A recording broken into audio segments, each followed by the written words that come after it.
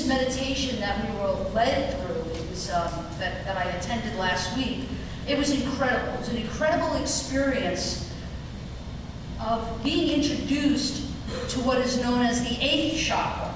And we're all sort of familiar with the 7 chakras, and my understanding of these chakras is that it begins with the root chakra, and in the root chakra, this represents our foundation, our survival, our feeling of safety and security. It's the connection to the earth place. I like to call it the survival chakra. And Maslow's hierarchy of needs in psychology also talks about that physiological need, that very first layer where all of our needs are met physically. And this is, as my understanding, of the root chakra. Also, when we're blocked in the root chakra, we're in a fear place. We're in a place of lack. We're in a place of scarcity mentality. And as we move up the chakras, the next chakra is the sacral chakra, and here is a connection to others. It's intimacy. It's about emotion. It's about relationships. Relationships reside here. The chakra that's located in the upper abdomen area is called the solar plexus chakra, and it's here that our sense of mastery resides. So self-control, feeling powerful, feeling this strength. I'm a tower of strength feeling. And as we go up a little further into the heart chakra, this is where our ability to love resides. And it's said that this is the gatekeeper, that the heart chakra is sort of this dividing point, if you will, the lower chakras to the higher chakras. You know, and so that when your heart chakra opens, and I don't know if you've ever had the experience, I'm sure you have, of when your heart chakra opens, maybe when you see a really beautiful commercial on television or something, and it's just like, you can't even stop it, but the tears are just flowing, and it's like this amazing feeling of love. It's your heart chakra opening. And as we go a little higher up, in the throat chakra, here is our expression, our communication. And in the third eye chakra, this is the ability to use our intuition. This is our ability to tap into our guidance. It's here that we see the big picture. It's here that we get spirit vision. And the 7th chakra, which, you know, maybe a couple of weeks ago I would have thought that that's where it all ends. But the 7th chakra is the crown chakra, located at the top of the head. And this chakra represents our ability to be fully connected spiritually, to be able to tap into our potential for self-actualization according to Maslow, but also to really tap into that self-realization place. But then in this meditation that we did last week, we were led to the 8th chakra. And as it was explained to me, the 8th chakra is the universal heart. And it's different from our individual heart chakra. It's the portal to our higher transpersonal awareness. It's here in the awareness of the 8th chakra, of this universal heart, that we're able to feel compassion, universal love for all sentient beings.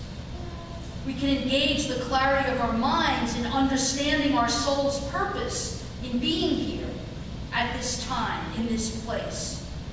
You know, you've heard it said before, and I know I've said it before, that we're human beings, and we know that we're human beings because, you know, we can like live in this matter, in this practical realm, but we're really spiritual beings. We're spiritual beings having a human experience. And so my other question always follows, why? Why? Why am I here? Why did I take this embodiment?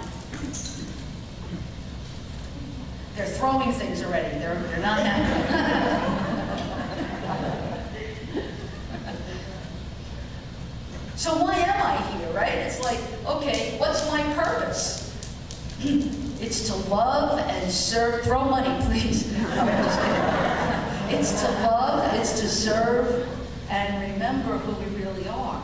And so it's said that the 8th chakra, its actual location is somewhere related energetically between the personal heart and the throat, it was explained to me last week that it's sort of physically about 15 inches above the head, the 8th chakra. And so it's here in this 8th chakra, right, somewhere like up here, where we're able to kind of tap into remembering why we're here. Kind of tapping into this purpose of our life here on earth. And the minute that I was told that it's sort of about 15 inches above my head, I thought, halo. It's a halo. How cool is that? So then that launched me into research about halos. Are there halos? Do they exist? Is there any indication of them in any of the sacred scriptures? So I did a little bit of a lookup on it, you know, the scientist, researcher, professor that I am. And I found that there's actually no literal reference to halos in the Torah or the Christian Bible. Although, many references to angels and many references to radiating light. Radiating light emanating from Moses after he received the 10 Commandments. And then a light was seen emanating from Jesus when he went to the top of the mountain with his disciples and had like a little sit down with Moses and Elijah. I don't know if you remember that. I don't mean if you remember that like as if you were there, but I mean if you read it. Now in the Hindu religion, there are a lot of images of the aspects of the divine and deities that show rays of light circling their head. And we've seen many in the Catholic Church, the saints with a halo. I thought, this is like so intense, like this is so cool, because this is actually the aura. This is actually the 8th chakra. The 8th chakra, which is like a halo. So, if we're accessing our 8th chakra, if we're activating our halo, so to speak, our perception expands as though we were like the disciples with Jesus and Moses and Elijah. Because what happens when we activate our halo, we gain altitude. When we activate our 8th chakra, when we activate this halo, we get to go to the top of the mountain. And we get to see things with spirit vision. And it's there that we really get what our purpose is. With an awareness of the universal heart, not the heart chakra. Now the heart chakra is important, as I said before. It's sort of like a toll booth. It's like you have to get through the 8, get through your heart chakra to get to the higher chakras, no doubt about it. But here we're talking about a universal heart.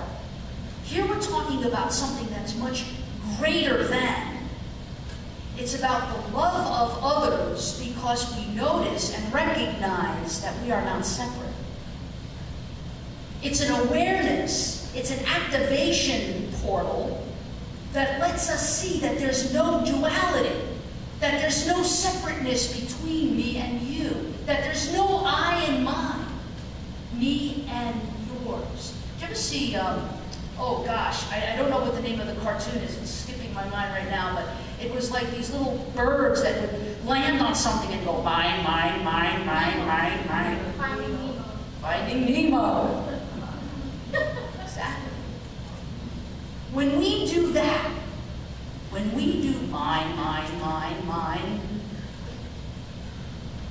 we shut down the 8th chakra. When I activate my halo, when I access the 8th chakra, I gain this awareness of who not only I really am, but who you really are. And that we're the same. Not the same body, not the same personality, not the same mind, not the same intellect, but the same spirit, the same soul. The Atman, the Hindus call it. Geo, the Sikhs call it. Soul, the Christians call it.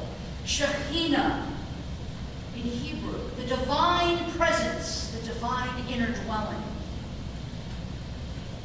So all of that sounds cool, and you know what? I can tell by your looks on your face. Nobody's throwing anything anymore, so that's good news.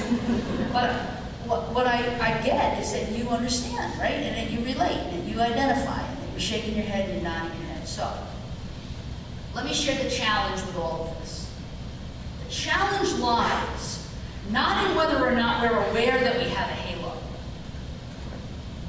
And it's not even our ability to activate it. Because I think that there are times when we're there. When we're in meditation, when we're in a holy sacred space, when we're, here we are, we're in a sacred space. Nobody's doing anything mean to each other. Everybody's loving each other. Love. Heart chakras are open, everything is great. We've activated our halo, swaying, great. That's not the problem. The problem is not the awareness of it. The problem is not the activation of it. The problem lies, I believe, and when all of a sudden I go about my day with an activated halo, I do my japa in the morning, I do my prayers, I read my scripture, I'm all set, Reverend Dr. Grace Telesco. And then all of a sudden, I'm out there, and boom, out of nowhere, somebody stands in front of me while I'm online and cuts the line. And then immediately, mine, my ego shows up.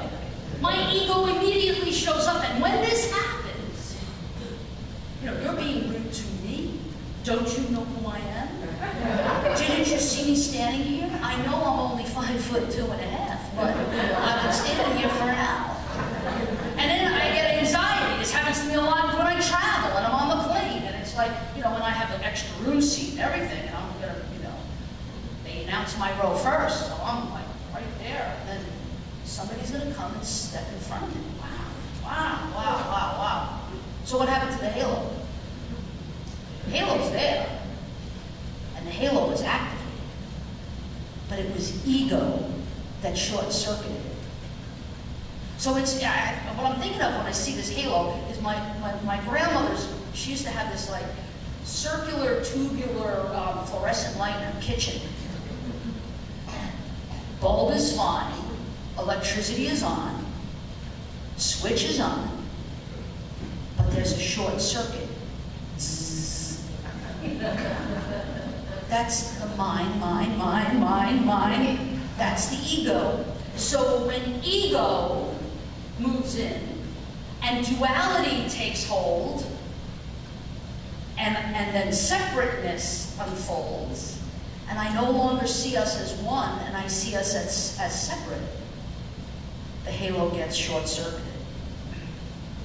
My spirit vision fails me. My 8th chakra gets blocked. So the magic lies in the remembering of who I really am. The mystical moment of halo activation lies in not separating ourselves, and the continuity of activation lies in non-duality, in oneness, in what is known as unitive consciousness. In that awareness is the top of the mountain experience. And I want to share with you something about Mary Magdalene for a minute. Been learning a little bit about Gnosticism. And Mary Magdalene had met Jesus, and it depends on which of the canonical Gospels we read to hear this interpretation. But Mary Magdalene meets Jesus, and basically she's healed of 7 demons. Her 7 chakras were cleared. And she immediately, once her 7 chakras get cleared, her 8th chakra gets activated. Her halo gets activated. And that might explain, some theologians say, why she was the one who saw Jesus after he died. She saw him because she was able to recognize him, because she was able to see with spirit vision. And so how do I activate my halo? How do I keep it on? That continuity of activation, how do I keep that going? First, I recognize I have to get clear about what's blocking me in the other 7 chakras.